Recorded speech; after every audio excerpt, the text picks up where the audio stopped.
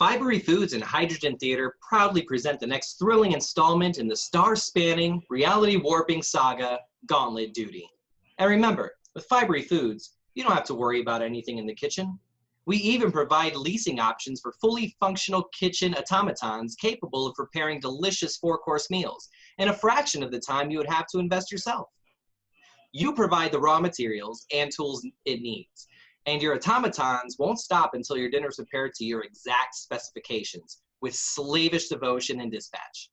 Batteries, insurance, each sold separately. As our story opens, our band of wayward souls have endured a harrowing and violent passage that now finds them on board a racing sailboat in the middle of the ocean, in the dead of night. However, resigned to their unreality of their situation, they have fallen sway to the temptations of food and shelter it now provides. And yet the specter of death and chaos still lap at their consciousness, like the ominously powerful heaving of an apparent sea beneath them. I didn't know freeze-dried meatloaf could taste so good. Survival will do that to your appetite. Everything tastes better after a near-death experience. How does it taste for you, Astrid? Fine, thanks.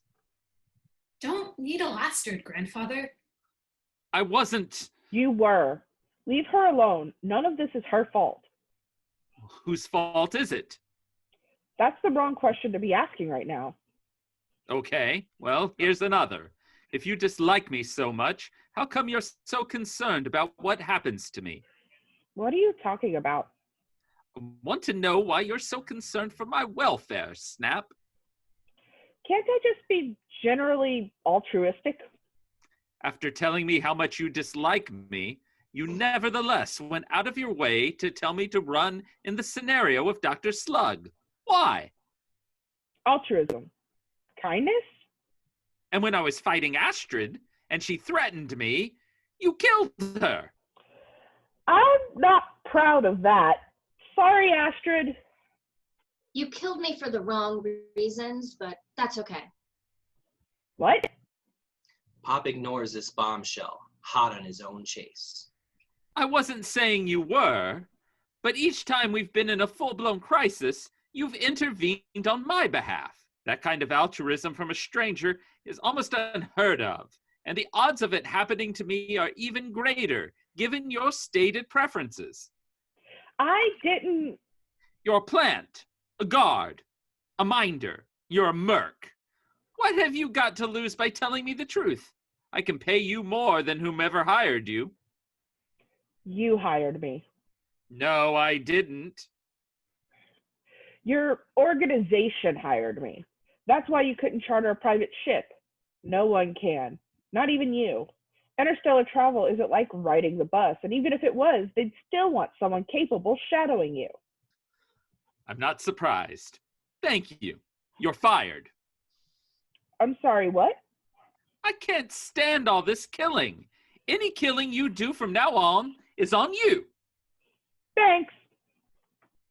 You took that far too easily. Oh, I'm still your minder. I just fired you. I'm Pop of the Milky Way. If I fired you, it's going to stick.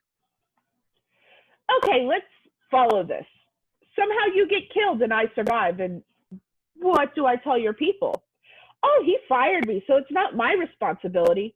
You ever heard of killing the messenger? And I can't put anything in writing in a dream. Bingo. Her life is invested in yours. I don't know how you're helping in any of this. I keep dying and you survive.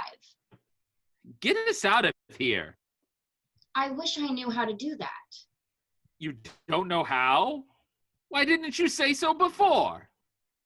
I didn't want to alarm anyone, and you never asked. She's got us there. If you don't know how to get us out of here, what do we do next? I'd say enjoy the time we have here. It's a lovely break from the madness and the hell before.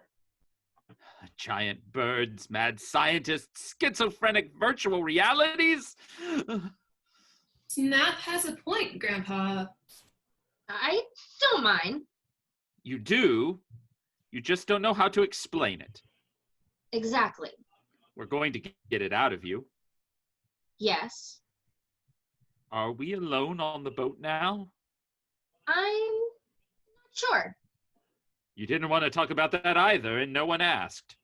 Yes. Who else do you think is here? Uncle Phil and Aunt Veru. That's it? Where are they? If it's like when I was young, he's passed out drunk. Veru took sleeping pills sometimes and was a sound sleeper besides.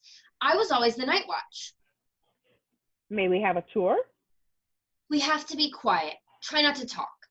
I happen to know the problem spots on the ship, but I can't coach you all to avoid every creaky plank. Luckily, the stuff you could knock over is secured every night. Why? Because I personally secure it each night. That's why. I'm always the night watch. That's why they took me on these voyages. Was that the only reason? How dare you? I'm sorry, I have to wonder. I've experienced it. I'm not going to talk about anything but what we're going to do, what's happening now, and we can't have any conversation while I'm giving you a tour. I don't want to disturb Phil and Veru. Do you? No, lead the way, please. As Astrid carefully leads the other three with only a small flashlight from cabin to cabin, deck to deck, they come to admire her clear mastery of this environment. Without thinking, she stops along the way to make adjustments to the boom, sail, and wheel, and very quickly double-checks her position with a sextant stored at the helm. I've never sailed a boat, but you have. Shh! Sorry. Astrid waves at them impatiently and whispers intently. Shh! I hear something. What? Shh! Follow me. As she leads them, they can hear what she hears. Is that? A dog? Shh! Isn't a dog on a sailboat a bad idea? It was my idea. All the same. Shut up, Pop.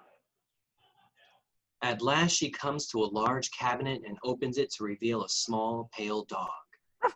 Alfie. She coos over it as she gingerly removes it from its kennel. It's beautiful.